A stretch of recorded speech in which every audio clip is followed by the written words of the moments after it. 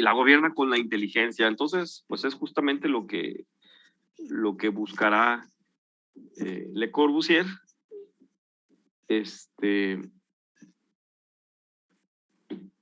A ver, permítame, están preguntando acá de la clase de al rato. A ver, no déjenme les contesto.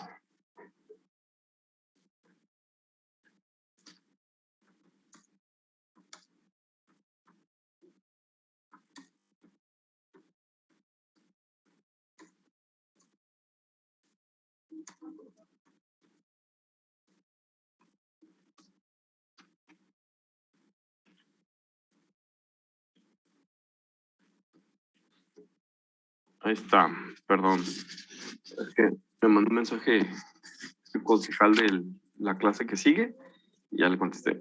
Bueno, pues entonces habla precisamente Le Corbusier de eso, ¿no? De que el humano, pues, gobierna a la bestia con su inteligencia.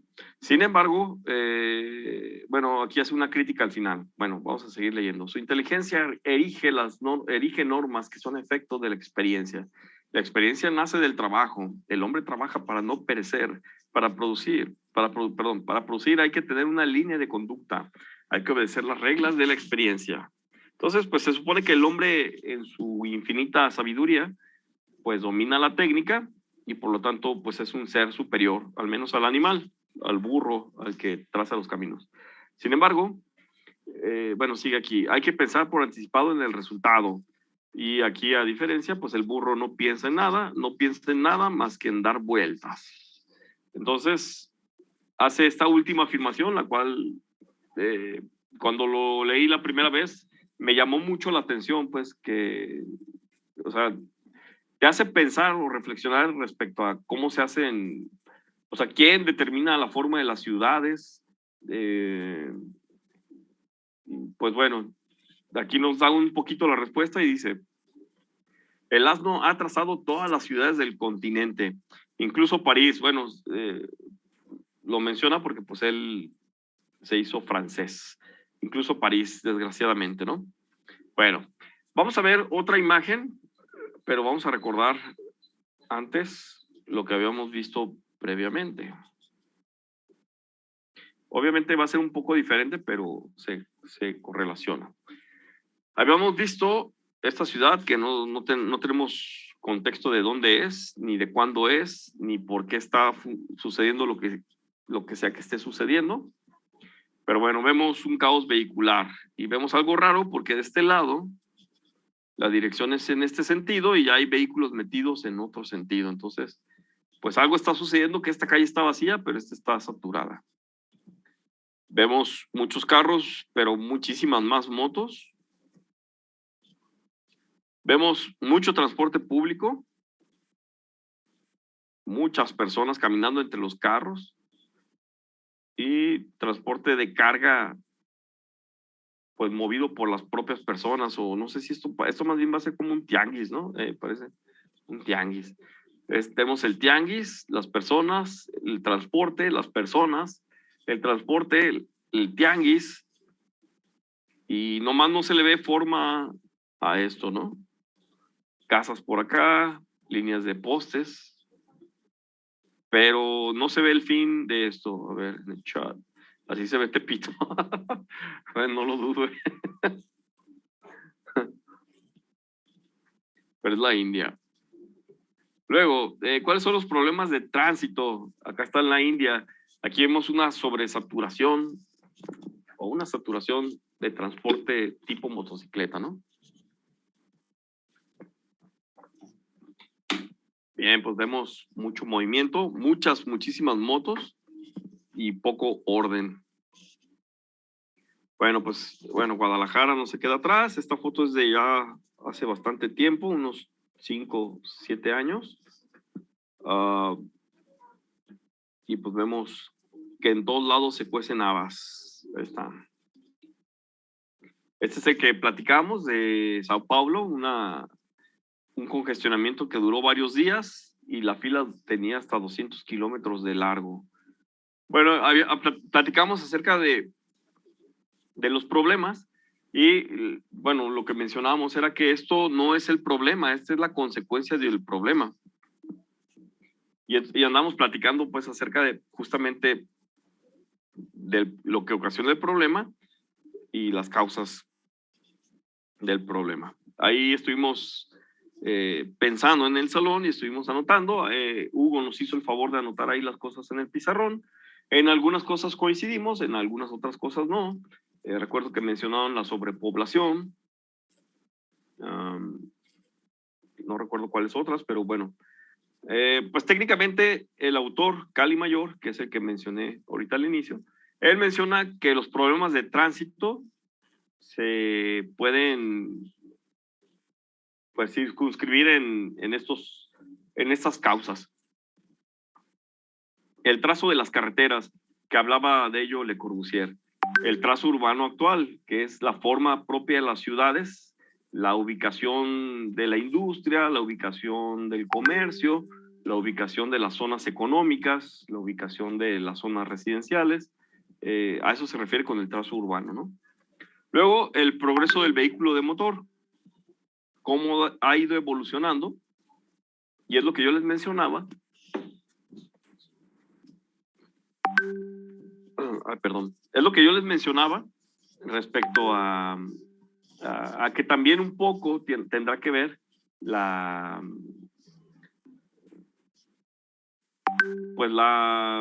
bueno, sabemos que vivimos en una cultura de la demanda y la oferta, y evidentemente la oferta vehicular, la oferta del número de vehículos también afecta en cuántos vehículos hay en las vialidades, ¿no? Porque no es lo mismo hablar de 1995, cuando la ciudad era más pequeña, había menos personas, y pudiéramos pensar, bueno, pues no había tantos vehículos y se vivía otra realidad. Sin embargo, 20, 30 años después, 2022, 2020, bueno, casi 30 años después, 38 años después, o 20 y tantos años después, ya se cayó. O sea que se les cayó los trastes.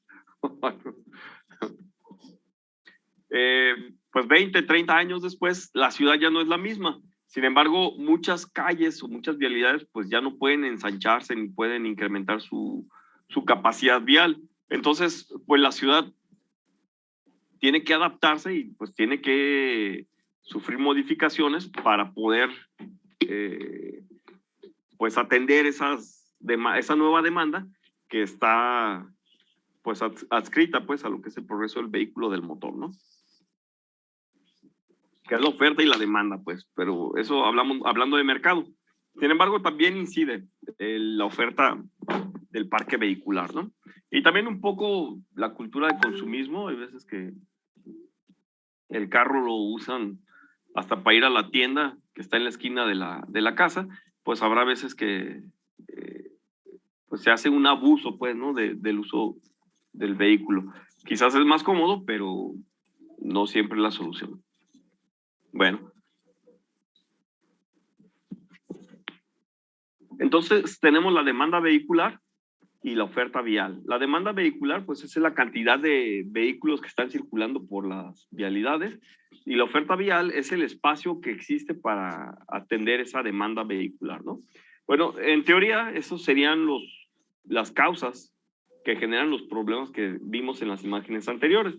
Pudiéramos estar de acuerdo o no, sin embargo, él es un experto y haciendo una valoración profunda de las causas y efectos de la problemática de las vías de comunicación, pues encierra los problemas en eso.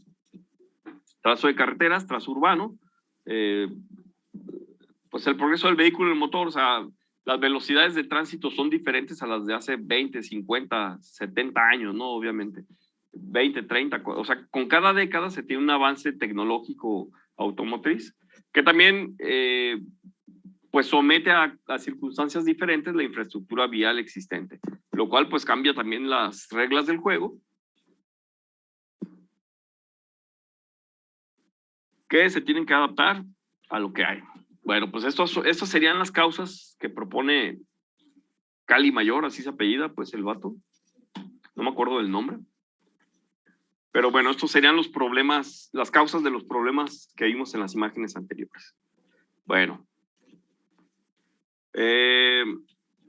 pues podríamos decir, por estas razones, que estudiar la ingeniería de tránsito, pues forzadamente nos lleva a revisar la historia. Y entonces, aquí es donde yo les pido que me acompañen a ver esta triste historia. Bueno, esto ya lo vimos. Y bueno, regresando un poquito a una escala un poquito más grande, porque las imágenes anteriores veíamos cosas muy particulares, en una escala mayor, cuando fui a Canadá, tomé esta fotografía y aquí es donde te quiero preguntar, ¿qué observas en general? Ya con el contexto, no te creas, yo no tomé la foto, pero ¿qué observas en esta imagen respecto a las imágenes anteriores? A ver, los escucho.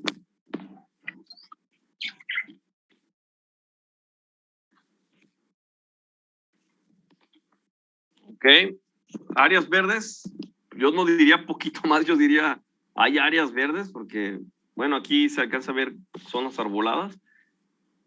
Aquí nada más se ve un poquito de pasto, pero aquí de plano nada más se ve un arbolito. Adelante. Como se ve como que ahí tienen dividido, ¿no? O sea, la ciudad en un lado y la área verde en otro lado. Ok, se ve como muy marcado esa distinción. Bueno, podemos ver aquí hasta la pena da, ¿no? Nada más este arbolito y parece más bien como que se sembró solo, o sea, como que este nació ahí y no lo que lo hayan sembrado. Este es en Sao Paulo, en Brasil. Pues vemos áreas verdes, pero pues allá la vegetación se da de manera muy natural, ¿no? Como tal. Pero evidentemente podemos ver justamente eso, ¿no? Hay una distinción entre la zona urbana y la zona, pues, forestal, si es que se le puede llamar así. Incluso hasta parece como un campo de golf, pero más bien este es un parque. Está bien interesante. Esta colina separa a la ciudad y la única forma de llegar a esta es la zona comercial de Montreal. Está muy bonito. Acá está la zona. Esto que se ve acá al fondo es el río San Lorenzo. Es un río muy caudaloso que viene de los 4 lagos, de los 4 grandes lagos de Norteamérica. En esos 4 lagos de Norteamérica se concentra más de la mitad del agua dulce disponible para todo el planeta. Entonces, imagínate la cantidad de agua que tienen ellos acá, ¿no? Bueno, entonces, en realidad Montreal, o Monterreal, es la abreviación Montreal, así se pronuncia, allá le dicen Montreal, como con G. Pues significa Monte Real y justamente hace alusión pues a esta parte elevada de la ciudad, o bueno, de lo que es actualmente la ciudad. Haciendo alusión al nombre que tiene la propia ciudad, pues hacen un cuidado de estas zonas, pues no sé si protegidas, pero sí son como parques muy importantes, le llaman los pulmones de la ciudad, pues como tal. Y la ciudad después se extiende hasta por acá, que acá de este lado al fondo no hay mucho que ver, son puras casas, zonas habitacionales. Y entonces la ciudad de Montreal, pues justamente como mencionan, se ve muy delimitada o se ve claramente una distinción pues de la zona urbana, la zona comercial, la zona habitacional, la zona industrial, que es la que está pegado al puerto, también esta zona de acá, la zona industrial, y evidentemente este que es el Monte Real, Montreal, como el bosque de Chapultepec, ándale, técnicamente, ¿no? Pero el bosque de Chapultepec es más grande y más bonito, pero bueno. Este es un cerro, prácticamente le llaman monte, pero pues es un cerro, ¿no? Nomás que sí está muy bonito, la vegetación es bastante interesante allá. Todos estos son árboles de maple y pues incluso es el símbolo nacional, la bandera, pues ahí tiene la hojita de maple y creo que no tiene tanto que le pusieron esa hoja. Su bandera era nada más blanco, dos franjas rojas con una franja blanca y después le acondicionaron la hojita de maple roja. Pues bueno, la razón, pues porque es el árbol, no sé si sea endémico, pero pues en donde quiera te los encuentras, ¿no? Pero bueno, y aparte se ven muy bonitos. Bueno, pues notamos eso, ¿no? O sea, evidentemente no podemos, de hecho, creo que ni siquiera se pueden comparar las imágenes porque no presentan lo mismo. Aquí estamos viendo problemáticas viales y acá vemos una perspectiva de una ciudad, pues desde, pues de una, pues algo más general, pues algo más amplio. El otro era una fotografía de una calle, una vialidad, y pues bueno, creo que comparativamente ni siquiera tienen un punto de referencia, pero pues bueno, vamos viendo, pero justamente vamos viendo eso, el estudio de la configuración urbana, ¿no? Bueno, déjame revisar el mensaje. Permíteme.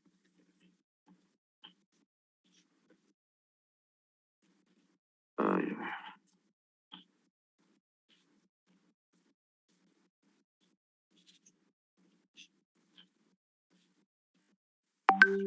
a ver, permítame.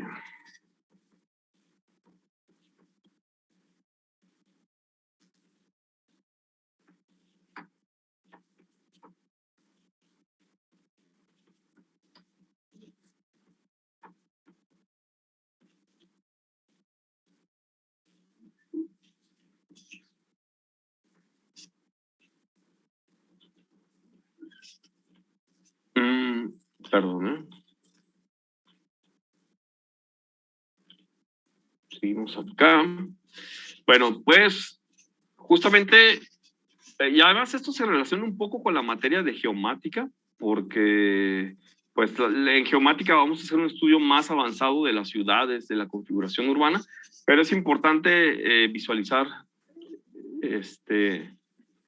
ay, casi le apago la computadora. Permíteme.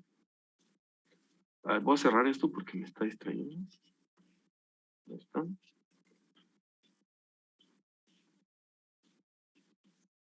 Bueno, entonces, pues vamos a ver la configuración urbana. Bueno, vamos a ver la historia como tal. Bueno, hay modelos urbanos eh, que resultan interesantes. Algunos son funcionales, o sea, no tienen, bueno, disfuncionales, perdón, no tienen ni ton ni son, pero pues es lo que hay, como dicen, ¿no? Tal cual.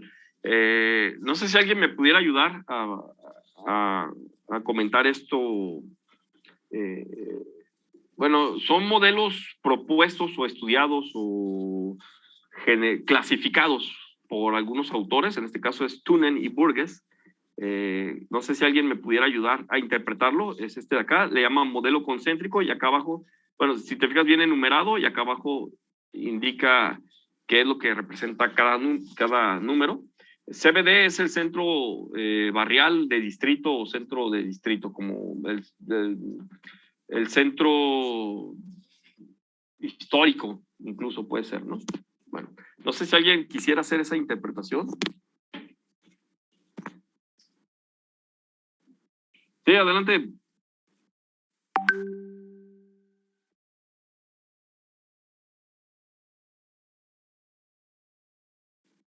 A ver.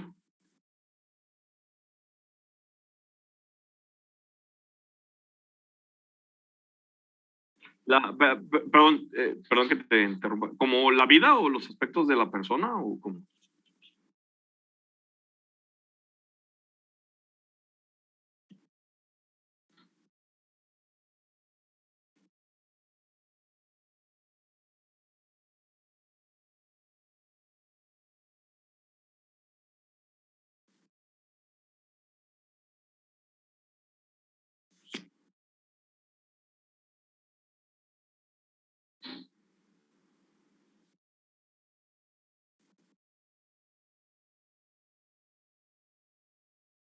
Okay.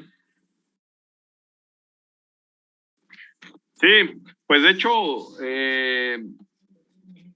bueno, a mí me gusta mucho escuchar a Macario Schettino, tiene un podcast en YouTube. Me gusta porque él es historiador, bueno, es ingeniero químico, tiene maestría en economía o no sé qué, y un doctorado en historia. O sea, técnicamente tiene tres formaciones académicas completamente diferentes una de la otra, pero eso le da o sea, es como si tú, ingeniero, ingeniera, estudiaras la ingeniería para conocer el concepto del fenómeno físico, y luego te metes a estudiar economía para entender el fenómeno económico, macroeconómico y microeconómico, y luego te metes a estudiar algo de ciencias sociales. Como dices, o sea, técnicamente creo, lo menciono también, pues porque él justamente retoma eso, es como cuáles son los aspectos más importantes del hombre y él lo clasifica. Bueno, generalmente se clasifica en 5, yo soy un poquito renuente pues a hacer la clasificación, pero dicen que es el desarrollo físico, el desarrollo social, el desarrollo económico, el desarrollo, no me acuerdo del otro, espérame, bueno, es el espiritual, que es el que con el que yo tengo muchos pleitos, es físico, social, económico, espiritual. Ahí hay otro aspecto que se me está yendo de la mano ahorita. Y justamente, bueno, ahorita recordaré cuál será. Justamente, si nosotros tomamos esas 4 o 5 áreas de nuestra vida, podemos trabajar en ello y justamente se hacen diagramas tipo pentagramas, en donde la forma idealizada sería un pentagrama razonablemente simétrico. Si hay asimetría en esa figura, quiere decir que algún aspecto de nuestra vida está en disonancia, pues, o está saliéndose o sea, no está en equilibrio, pues, con lo demás, o predomina una de esas áreas en nuestra vida y pues tenemos que equilibrarlo. Nuestra energía se tiene que ir en todas las áreas de igual manera para estar equilibrados. Y justamente lo mencionaste y justamente también lo menciona Macario Schettino, que es precisamente los aspectos del hombre como humanidad, pues, no del género, se pueden controlar o se pueden equilibrar o se pueden gestionar más bien a través de diferentes áreas y en este caso a nivel macro como ciudad. Y qué interesante la verdad, qué interesante que lo hayas visto de esa manera. Es algo similar. Por ejemplo, Macario Schettino menciona esto. Anteriormente no había forma de que una persona pudiera hacer dinero, ser rica, ¿no? Como tal.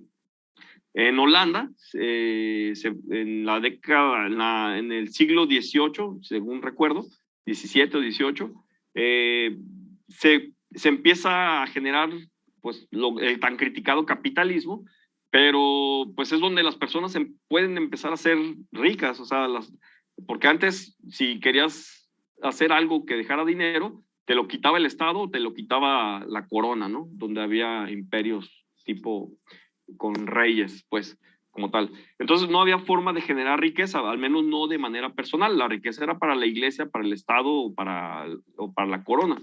Pero no había forma de generar riqueza. Entonces, cuando el sistema capitalista, tan criticado, pero pues que tanto nos gusta, la verdad, empieza a generarse, pues la riqueza puede extenderse no solamente al Estado, o a la iglesia o a la corona, sino hay personas que pueden ser ricas. Obviamente sí, con mano esclava, mano de obra esclava y ese tipo de cosas, pero se empieza a generar riqueza y entonces, pues una persona, bajo ciertas circunstancias, puede acumular riqueza y heredarla, que eso pues tampoco nunca se había podido dar.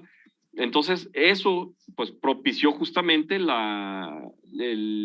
pues el renacimiento, ¿no? De hecho, pues el periodo del renacimiento es la ilustración, la iluminación, el renacimiento, cuando la riqueza pues baja del Estado y o sea, y las personas pueden llegar a acumular poder, dinero, cosas como tal, que no es el objetivo, pero bueno, a final de cuentas, y retomando pues lo que mencionaste, tanto a nivel personal o a nivel ciudad, al momento de que las personas son capaces de acumular riqueza en cierta medida, unas personas menos, otras personas más, pues ya no tienes que dedicarle 17 horas de tu vida, de tu día al trabajo, sino que incluso se regula para que se tenga un horario, al menos aquí en México, de 8 horas como horario o tiempo máximo diario para trabajar. Y cualquier cosa que se pase de esas 8 horas, pues deberá ser remunerado de una forma diferente. ¿Qué sucede? Pues que ahora tienes 8 horas para trabajar, 8 horas para dormir y 8 horas para hacer lo que tú quieras. A ese tiempo se le llama tiempo de ocio. Y entonces tu dinero lo vas a dedicar al ocio.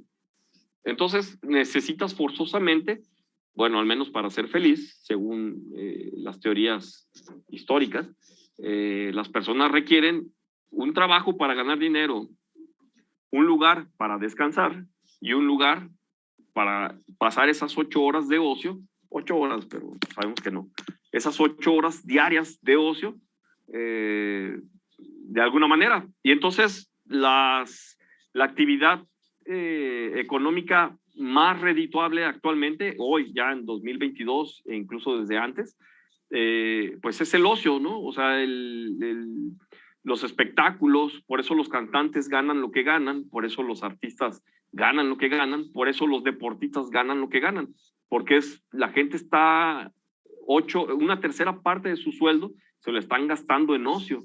Entonces, pues pan y circo, y pues el circo es parte de tu tranquilidad, ¿no? Entonces, sí, o sea, técnicamente es eso, pues es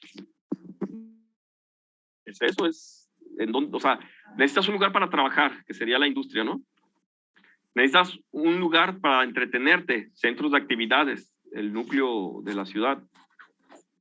Necesitas un lugar para vivir y pues hay clases populares y clases medias y clases altas. Entonces, pues más o menos es así como se divide en la ciudad, ¿no? Bueno, y hay más, hay barrios de la clase burguesa, que es la 5, la industria pesada, centros de negocios, zona residencial, polígonos industriales, zonas de migraciones diarias, que bueno, son cosas así. Entonces, pues sí, tal cual esa es una forma que estudió Tunen y Burgess de cómo nacieron las ciudades, los centros urbanos, París, las ciudades más antiguas de Europa, por ejemplo, ¿no? En donde en la parte central, pues, bueno, ya también hablando después de la Edad Media, pues, ya estamos hablando de la era moderna, hablemos de la revolución industrial para acá, ¿no? Entonces, el crecimiento de las ciudades, primero, según Tunen y Burgess, pues se dio de esa manera concéntrica, en donde el primer núcleo estaba concentrada la actividad de relajación o de ocio o religiosa, todavía hay mucha influencia de la religión. Después la franja 2, esta que está aquí, pues la industria ligera, que le daba pues ingresos económicos pues, a cierta parte de la población. Obviamente las personas deberían de vivir cerca de la industria, así que pues el núcleo número 3 o la franja número 3 está rodeando a la industria, puesto que las personas que viven en lo azul trabajan en lo blanco y se divierten en lo azul bajito. No sé si más o menos vamos viendo, ¿no? Luego, las clases medias que no se dedican propiamente a la mano de obra, pues viven un poco más alejadas y ellos no tienen que trasladarse a la zona blanca, sino que ellos viven y desarrollan toda su vida pues, en la zona verde, en zonas de oficinas, bueno, pensando en algo más moderno, ¿no? En zonas de oficinas, zonas comerciales, zonas económicas, sin industria, que actualmente pues esto ya se sale de contexto porque pues al menos en México no se cumple con esto. Podrá haber ciudades como Aguascalientes donde pudiera ser que sí, ¿no? El número 5 es barrios de clase burguesa. Los que tienen más lana viven más lejos de la prole, se escucha mal, pero pues así se daba. Y finalmente tenemos el número 10, que es zona de migraciones diarias, en donde entran y salen personas en busca de nuevas oportunidades. Personas que vienen del campo y se acercan a la ciudad, viven en las zonas marginales y curiosamente viven junto a la zona burguesa. Adelante.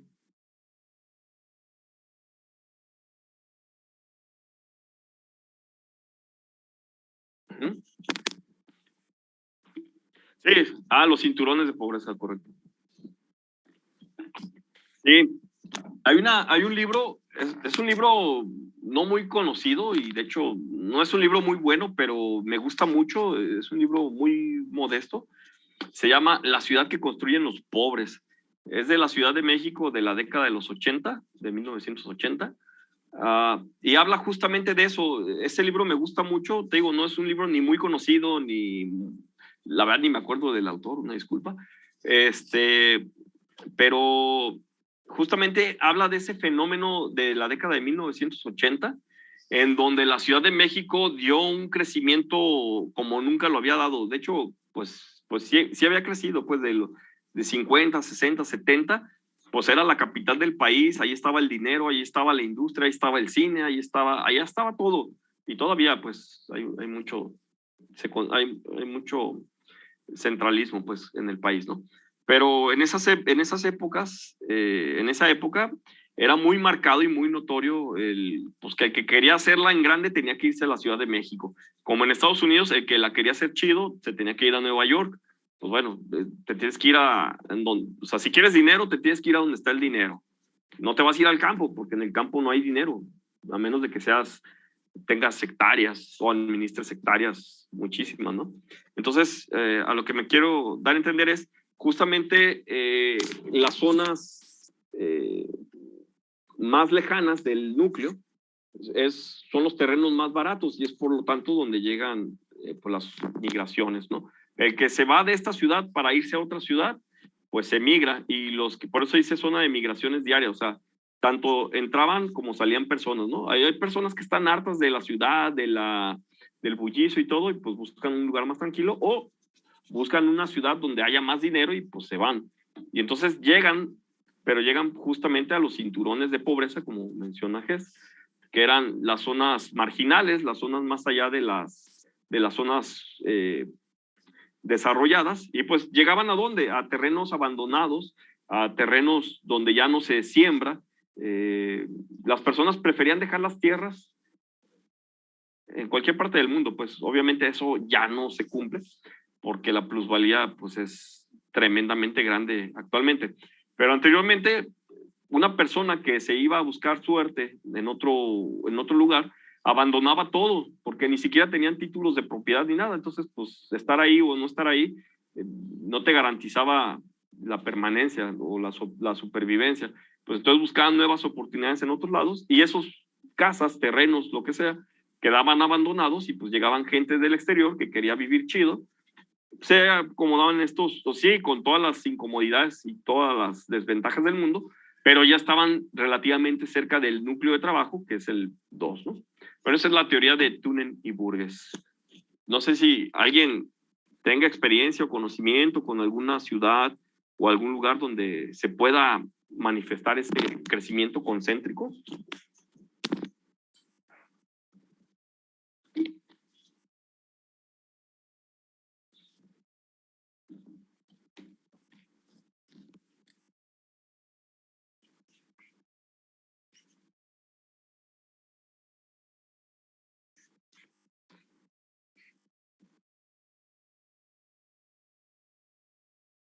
Sí, se duplicaba casi, o sea, bueno, no se duplicaba, pero tenía un crecimiento, o sea, cada año ya podíamos hablar de millones de personas o de cientos de miles de personas que se iban anexando a la población.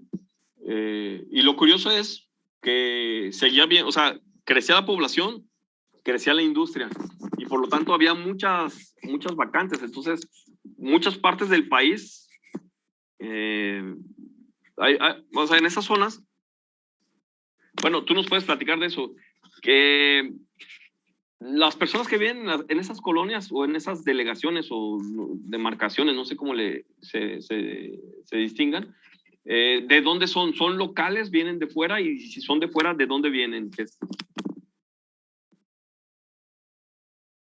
Ajá. Ok.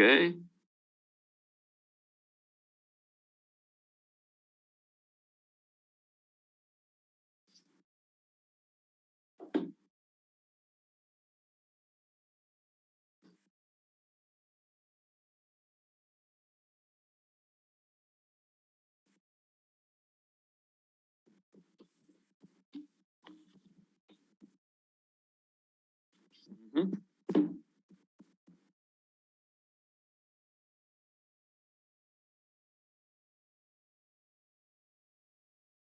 Xochimilco es del sur, ¿no? Mm.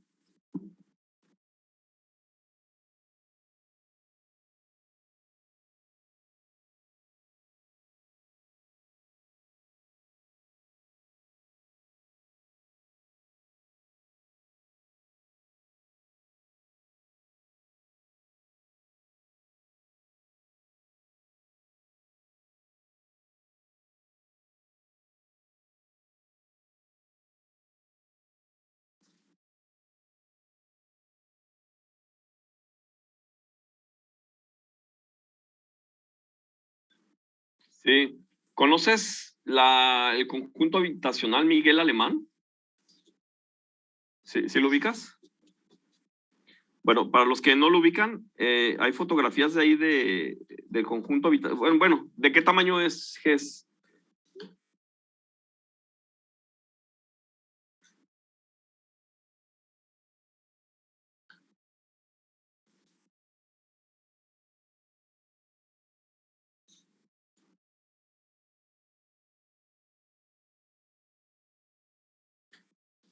Sí, es correcto. Bueno, justamente, sí, son zonas departamentales. Las famosas, ay, ¿cómo se llaman? Los conjuntos habitacionales, pero ¿cómo le llamaban? Ay, tenían un nombre, se me fue. Mi, porque hasta había una frase que tenían, mi depa es mi depa, no, unidades habitacionales. Ay, no me acuerdo. A ver si, mi multi es mi multi, exacto, de los multifamiliares, gracias. Sí, mi multi es mi multi. Era una forma de, bueno, es que aquí en Guadalajara no es tan común, apenas estamos viviendo eso, pero en la Ciudad de México desde la década de 1970, los multifamiliares que son zonas, son edificios de 10, 15 niveles, con muchísimas unidades habitacionales, pues, este, casi de tipo interés social, de áreas muy pequeñas, hablamos de 60 metros cuadrados máximo, y cada vez más pequeñas, obviamente. Eh, pues empezaron a proliferar porque pues, las personas seguían llegando y se seguían pues, empleando, pues seguían teniendo trabajo, pero pues necesitaban un lugar para vivir. Entonces los multifamiliares fueron la respuesta del gobierno para atender esa demanda de vivienda exacerbada, era increíblemente grande. Tanto es así que por ejemplo, la unidad habitacional Miguel Alemán, técnicamente se hizo en medio de la nada. Hay fotografías, lástima que ahorita está muy bajo el internet y ni siquiera carga y no quisiera arriesgarla que se corte la comunicación, pero hay fotografías de cuando se construyó y se terminó el conjunto Miguel Alemán, que está en medio de la nada, o sea, no hay, solamente hay la vialidad de acceso y párale de contar, o sea, no hay, a su alrededor no hay infraestructura, no hay tiendas, no hay nada, no tienen nada. Y aún así, el éxito que tuvieron pues fue muy grande porque pues las personas necesitaban un lugar para vivir. Y actualmente, pues si hacemos el avance pues en el tiempo, pues ya está dentro de la ciudad. O sea, de hecho, hasta ahora esa unidad habitacional sigue estando lejos del núcleo, del centro, pero ya está conectada con metro, transporte colectivo, pues como tal.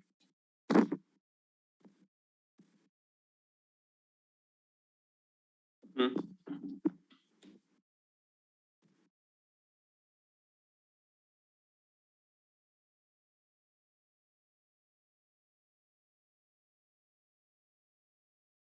correcto, sí. Sí, pues hace que pasa a un lado de Bellas Artes. Va. Pues es que es bien interesante, pero pues eh, no, de esto les podría platicar horas y horas y horas. Bueno, son temas que me gustan mucho, este, pero bueno, vamos retomando esta parte de aquí. Bueno, entonces el modelo concéntrico, pues hablaba justamente de eso, que la ciudad empezaba en un núcleo y se iba extendiendo de manera concéntrica conforme se iba requiriendo. Es muy raro que se cumpla con este modelo porque pues la escala de las ciudades modernas bueno, quizás más bien en las ciudades primitivas, pues probablemente sí se pudiera hacer. Por primitivas me refiero el nacimiento de las ciudades europeas, pues, no de una era prehistórica, pues, ni mucho menos, ¿no? Entonces, pues a lo mejor en una escala de ciudad pequeña, pues se podría dar esto, pero llegó un momento en el que la ciudad fue tan grande que se presentaban más bien varios modelos concéntricos dentro de una sola ciudad, y entonces empezó a salir los modelos de estudio, el sectorial, por ejemplo, que es de Hoyt. Bueno, no sé, si alguien quisiera interpretarlo el modelo, el segundo, el que está aquí en medio, a ver qué les parece. ¿Cómo lo ven? ¿Qué observan? A ver, los escucho. Y ya casi estamos terminando para...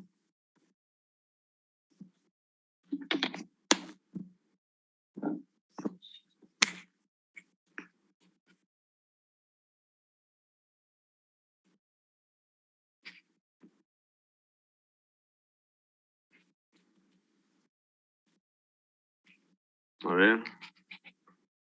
Alguien, muchachos, échenle. O lo selecciono yo al que vaya a participar. A ver, tenemos a... Bueno, Gés ya participó. Pues quién. A ver, Ramón, Emanuel, ¿tienes micrófono? Sí, profe. Orle. A ver, ¿qué observas en el modelo sectorial de Hoyt?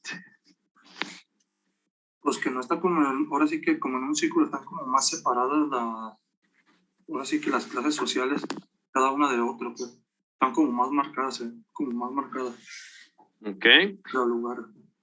Bueno, de alguna manera, bueno, sí, y el tamaño también, ¿no? O sea, como dices, están marcadas y aparentemente lo es, o sea, esa demarcación, perdón, es pues más evidente como por los tamaños. Pero, ¿qué nos puedes decir de la forma?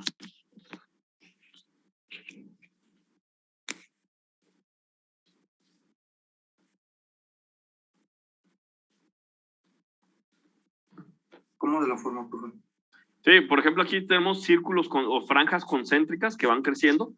Podremos pensar que esto es un crecimiento natural de una ciudad, pero cuando ella es una ciudad muy grande, pues es imposible que se cierren estos círculos y entonces, pues ya no se formarían. Aquí, o sea, esta forma, por ejemplo, del número 2, que es la industria ligera, cómo se asocia con el núcleo principal, con el 3, que son los barrios de clases populares, y así sucesivamente. O sea, ¿cómo lo podrías interpretar, pues, este crecimiento de la ciudad?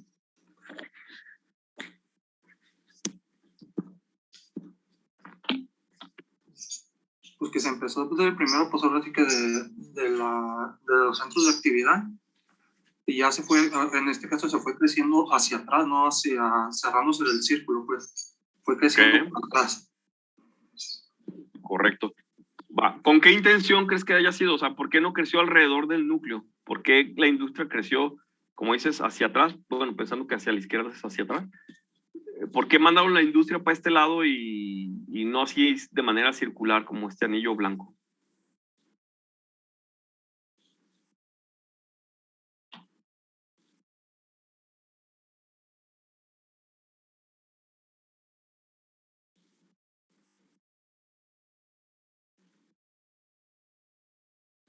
No, la verdad no sé, profe.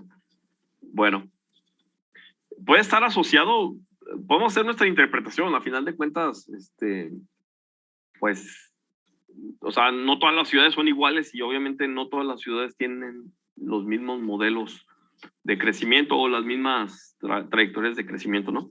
Pero bueno, a lo mejor divagando un poco, podemos pensar que este fue el núcleo original, donde está el centro histórico, todo lo atractivo, no sé, pensando en ciudades mexicanas, pues el centro colonial, no sé, algo así, ¿no?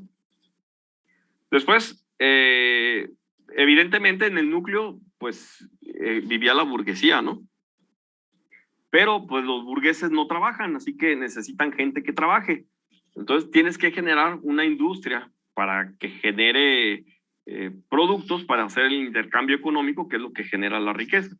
Bueno, pues entonces pues pones aquí tus zonas industriales, que sería la zona 2, y evidentemente ya no la pones abrazando al núcleo, a lo mejor por la escala de tamaño o lo que sea, porque sabes que la industria genera contaminación, porque sabes que la industria genera el paso de gente, de personas, de los trabajadores, y entonces pues no quieres estar, suena mal, la verdad, pues sí, suena clasista, racista, lo que quieran, pero pues así crecían las ciudades, yo qué te puedo decir, ¿no? Entonces yo no las hice crecer así, no me vayas a regañar. Entonces, pues pones a la industria de este lado y tú sigues viviendo aquí, a lo mejor cargado para acá, para esta zona, y a su vez necesitas que las personas les quede cerca su trabajo de su vivienda, o les pones la vivienda adyacente a la industria, que en este caso sería la 3, 3 y 3. Bueno, posteriormente la clase media o clase popular se apodera de todos los terrenos aledaños y pues evidentemente eso corre a la burguesía del núcleo y lo manda para otras zonas, como en este caso pues la zona 4, la clase media, y la zona 5, la clase burguesa, ¿no? O sea, me da la impresión, parece ser, esa es mi interpretación, que puede ser que el crecimiento se haya dado de esa manera, un poquito más ordenado que el de acá, porque de hecho el modelo concéntrico es un caos después. A lo mejor funciona durante el periodo de crecimiento de las ciudades y mientras la ciudad mantenga un tamaño regular o un tamaño apropiado para la densificación poblacional que tiene. Pero llega un momento en el que la densidad poblacional excede la capacidad del sitio o de la infraestructura, y pues es cuando se satura y pasa lo que pasa en la Ciudad de México, que todo el mundo quiere trabajar en el centro y todo el mundo entra a las 8 de la mañana a trabajar y pues no hay forma de que llegues ahí a tu lugar de trabajo a la hora apropiada. ¿Qué tienes que hacer? Pues salir a las 4 o 5 de la mañana de tu casa para medio alcanzar a llegar a tu trabajo a la hora. Entonces, este modelo funciona, pero en escalas, pues no pequeñas, pero dice Ges que confirma. A lo mejor funciona en escalas no pequeñas, pero no es un crecimiento funcional para ciudades, pues yo diría que más de 1 millón de habitantes, probablemente el modelo concéntrico se vuelve un completo caos. Algunas excepciones, no sé si han ido a la ciudad de Aguascalientes, es una de las pocas ciudades que tienen modelo concéntrico muy marcado, particularmente por sus 4 o 5 periféricos que tiene, anillos periféricos concéntricos, y eso le permite una movilidad interna de la ciudad como no tienes idea. Además de que la ciudad es relativamente pequeña en comparación de Guadalajara o obviamente pues de la Ciudad de México, ¿no? Pero son de las pocas ciudades que tienen este modelo y que les funciona, eso es lo interesante. Pero la razón por la que sí funciona, por ejemplo en Aguascalientes, es porque la ciudad fue planeada desde un inicio con sus anillos periféricos. Más adelante lo vamos a estudiar. Entonces, podemos ver que sí funciona, o un modelo de ciudad grande puede funcionar con cualquier modelo de estos, siempre y cuando existe una correcta planeación y una estimación del crecimiento poblacional acorde a la realidad. Si se sale completamente de la realidad, por ejemplo, una ciudad colonial, llamémosle San Luis Potosí, que tiene su núcleo muy bonito, muy colonial, pero donde no hay posibilidad de meter transporte público porque no hay espacio. Entonces, bueno, no sé si han ido para allá, para San Luis Potosí, o si tú conoces alguna ciudad que de plano dices, no manches, o sea, las calles están bien, Guanajuato, simplemente, no sé si has ido a ver ahí a las momias de Guanajuato. Guanajuato es imposible que pueda crecer como ciudad y es imposible que pueda albergar a un fuerte de la población por su configuración urbana. Y obviamente, pues, ¿por qué? Pues porque está en un cerro de entrada, ¿no? Está en una zona bastante accidentada topográficamente hablando. Y pues, o sea, no hay posibilidad de poner una avenida, no las hay. ¿Qué es lo que hicieron? Túneles. ¿Por qué? Pues porque no hay forma de que por arriba de la ciudad puedas construir, ¿no? Y medio ha funcionado, pero pues es un polo de atracción, es un polo cultural, ahí es un centro cultural por el Festival Cervantino, que por cierto ya me lo empieza, no dejen de ir. Pero, o sea, pues es un caos. No sé si alguien ha ido por allá a Guanajuato, o sea, es un caos. O sea, Guanajuato capital o sea, es muy bonito, es muy colonial, las calles empedradas muy bonitas, pero, o sea, es imposible que haya transporte público. O sea, sí lo hay, pero no es una ciudad muy funcional que digamos. Por eso su corte cultural, o sea, industrial, no tiene mucho de dónde sacar, pues, ¿no? Bueno, pues ahí está. Ese podría ser el modelo sectorial que propone Hoyt. Bueno, si quieren, el modelo polinuclear, ese es algo más moderno, ese igual lo explico yo así brevemente. Y este es el más común, de hecho, este es el que actualmente rige, y consiste en lo siguiente, es cada municipio, aquí ya no hablamos de ciudades enteras o de áreas metropolitanas, hablamos de núcleos urbanos, incluso pudiera ser hasta por colonias, o bueno, más que por colonias, por sectores de la ciudad. Vaya, aquí Guadalajara anteriormente se dividía en 4 o 5 sectores, el sector Juárez, sector Reforma, sector no sé qué, ya no tiene esa división, pero anteriormente se subdividía por esos sectores y era muy fácil estudiar la ciudad porque teníamos la zona industrial. Bueno, pues ahí está Lázaro Cárdenas, 8 de julio hasta 18 de marzo, que es prácticamente la salida a la carretera Chapala. Todo eso era la zona industrial y sigue siendo zona industrial. Lo malo, lo triste, es que esa zona industrial queda en medio de la ciudad. Bueno, el centro histórico de Guadalajara, pues es el núcleo, acá está. Luego tenías a la zona industrial, no estaba pegada, pero pues ahí andaba más o menos relativamente cerca. Que en este caso, el núcleo urbano, siendo el primer cuadro de Guadalajara, creció hacia lo que es Atemajac, actualmente, ¿cómo se llama? Pues sí, sigue siendo Atemajac, allá por la estación del tren ligero Atemajac. Por esa zona se pusieron las industrias textiles, que era lo que le daba pues ingresos, pues era la industria que regía en la actividad comercial en Guadalajara en sus inicios, en sus albores, ¿no? Y evidentemente, pues todas las zonas pegadas ahí a la industria, a Temajac, pues se retacaron de casas, de vivienda de interés social, que es todo lo que conocemos ahí como esa zona.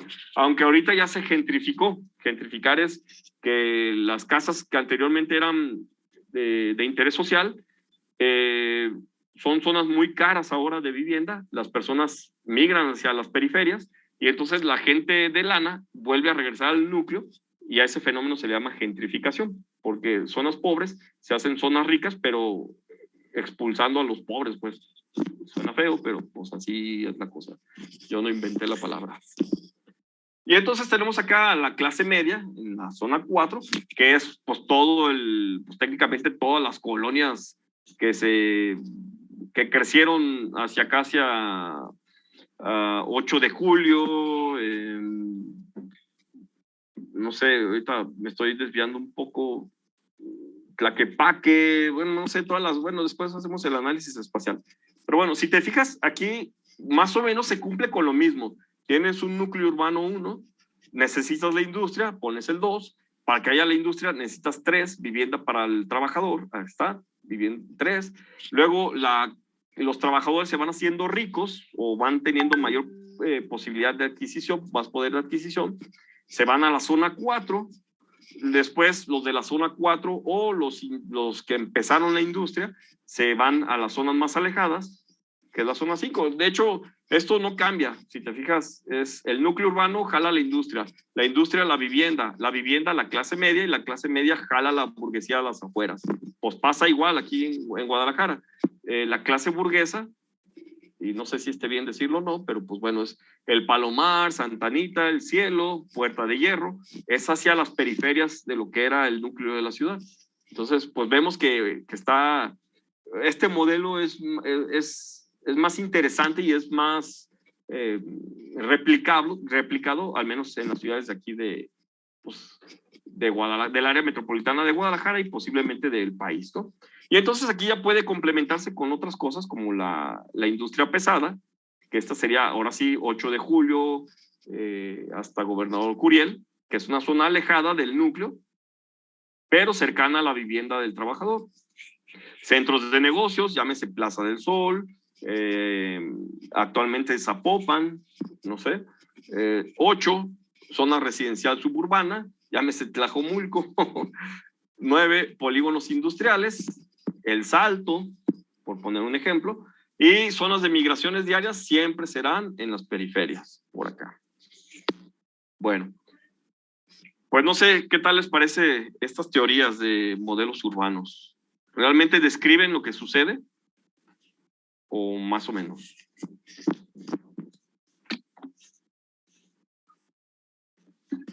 ¿O ya los perdí, ya se durmieron?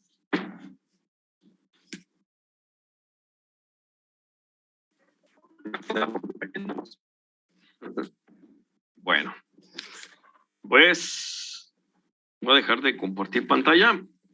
Pues ya nomás nombro lista y ya nos vamos. Perdón.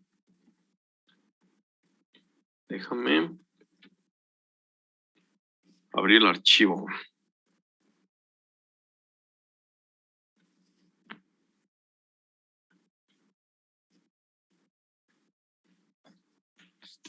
Bueno, esta ya la descargué hoy, la lista.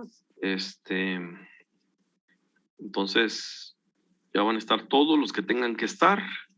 Y si no estás o algo, pues hay que ir rápido a control escolar para que salgas en listas. Dame chance nomás porque tengo que darle formato. Está. Vientos. Alvarado. Ávila Parra se fue. Ávila Rubio. ¿No está? Vaca Sánchez. ¿No está?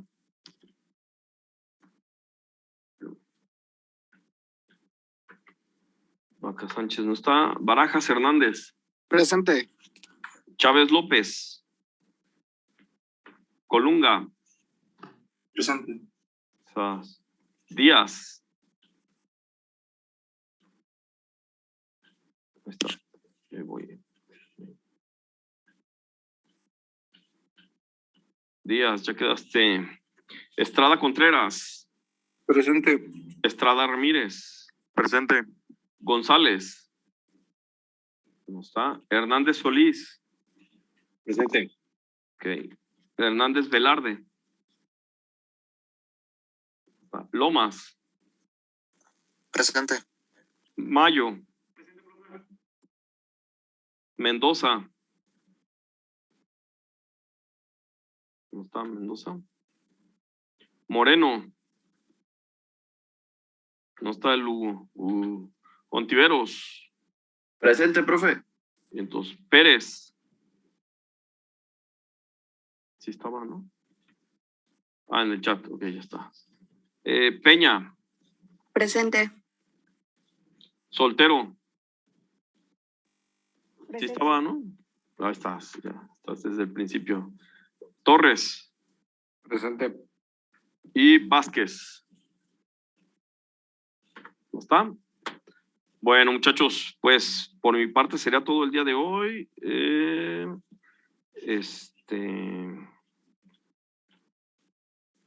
Ahí está, son 13 de ustedes, ya quedó. Bueno, por mi parte sería todo. Les agradezco la asistencia. Después seguimos platicando de estos bonitos temas, pero ahora sí ya enfocados en lo que es la ingeniería de tránsito. Era importante entender la dinámica de crecimiento de las ciudades para después observar la necesidad de infraestructura vial y de transporte. Entonces, pues, obviamente vamos a hacer un análisis espacial bastante interesante. Lo vamos a asociar también, afortunadamente, con la materia de geomática, porque pues es eso, es hacer análisis espaciales. Entonces, pues creo que va a estar bastante interesante esa parte. Ya obviamente más adelante se separan y la ingeniería de tránsito se concentra en la infraestructura vial y la geomática, pues en eso sí abarca aspectos más, bueno, aspectos globales, pues, del estudio geoespacial, ¿no? Bueno, pues por mi parte sería todo, muchachos.